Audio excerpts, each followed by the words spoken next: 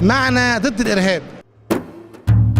الإرهاب له بعد دولي وبعد وطني. الدين أبدا ما جاء ليهدم، ما جاء ليفرق. البدو يعشق القوات المسلحة. كلنا ضد الإرهاب. مفيش حياة وفيها إرهاب وفيها عنف.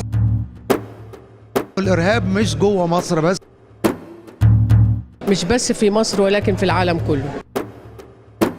أن الله معنا. اشرح لسيادتك الحرص الشديد يكونوا متواجدين النهارده أسبابه إيه؟ الحمد لله والصلاة والسلام على رسول الله. لفترة من الفترات الناس تخيلت ان رجل الدين مكانه هو المسجد. ابدا، رجل الدين مكانه في كل مكان، برسالة واضحة، بكلمة مهذبة، بمعلومة هادفة. رجل الدين لابد ان يكون له تواجد اكثر واكثر واكثر واكثر، لان الحرب اللي احنا بناخدها دلوقتي وانجاز ان احنا نطلق عليها حرب ليست حرب سلاح، هي حرب فكرة، حرب اتخاذ الدين كوسيلة او ستار للافعال الفاحشة. الدين ابدا ما جاء ليهدم، ما جاء ليفرق. الدين جاء ليجمع الناس، الدين جاء لينظم حياة الناس، الدين لم يأتي لكبت غرائز الناس، بالعكس الدين جاء لينظم لهم حياتهم حتى لا يصيروا مثل الحيوانات يعيشوا في همجية. لابد أن نكون متواجدين بمثل هذه المنتديات وهذه المؤتمرات. أصبح خطاب المسجد غير مرغوب لكثير من الشباب، فقال لرجل الدين ان هو يروح لهم بقى. كفاية كده على رجل الدين اللي يفضل حبيس المسجد ويخرج وينطلق، وهي دي سياسة وزارة الأوقاف.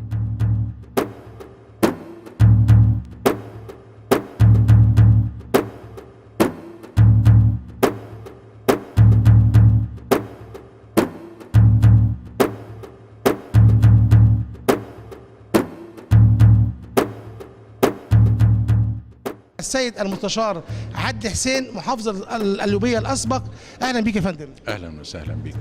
سيادتك يا فندم، النهارده احنا كلنا متكاتفين في المركز في دار الأوبرا المصرية تحت رعاية المركز المصري لمكافحة الإرهاب علشان نقضي على الإرهاب. اشرح لي يا فندم دور سيادتك النهارده وتشريفك النهارده في المكان بصدد إيه؟ الفكرة إنه الإرهاب له بعد دولي وبعد وطني يهم العالم كله. الإرهاب عم العالم بأسره دلوقتي. فأنا جاي الحقيقة أحضر الافتتاح هذا المركز الحقيقة اللي بيختص بكيفية معالجة مسألة الإرهاب على المستوى الوطني.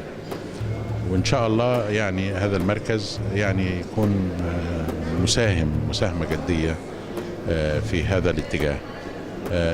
كل واحد من الحاضرين، أنا شايف مجموعة الحقيقة من الحاضرين على مستوى عالي من العلم والخبرة في هذا المجال، وأتمنى أن أضيف شيء بإذن الله في نشاط هذا المركز. أولا لابد من وعي كامل للشعب المصري في شأن الإرهاب.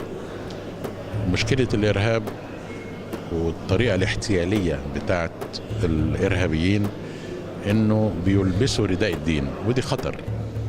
يعني إلباس الأعمال الإرهابية رداء الدين على إنه جهاد أو كفاح أو عمل مشروع أو إلى آخره، دي الخطورة. لأنها ممكن يعني بعض الناس البسطاء يعني يقتنعوا بهذا الاتجاه أو على الأقل يتعاطف، ودي منبع الخطورة. إنما حينما يعي الناس بأنه دي مسألة خطرة وأنها غير صحيحة إلى آخره، هتلاقي المواطن العادي يبتدي يكون شريك لك في مواجهة الإرهاب. أولا يكون شريك لك بأنه لا يمول، بمعنى لما يجي واحد يقول له تبرع علشان كذا لا ياخد باله، يقدر يكون شريك في هذا، في انه لو اشتبه في شيء يقدر يسارع بالابلاغ، يقدر يشترك في انه لا يخفي احد من الارهابيين مثلا. اساليب الاشتراك كثيره جدا، احنا محتاجينها من المواطن البسيط للشاب للمثقف، لكل واحد في الوطن يقدر يشارك في انهاء هذه الظاهره البغيضه يعني.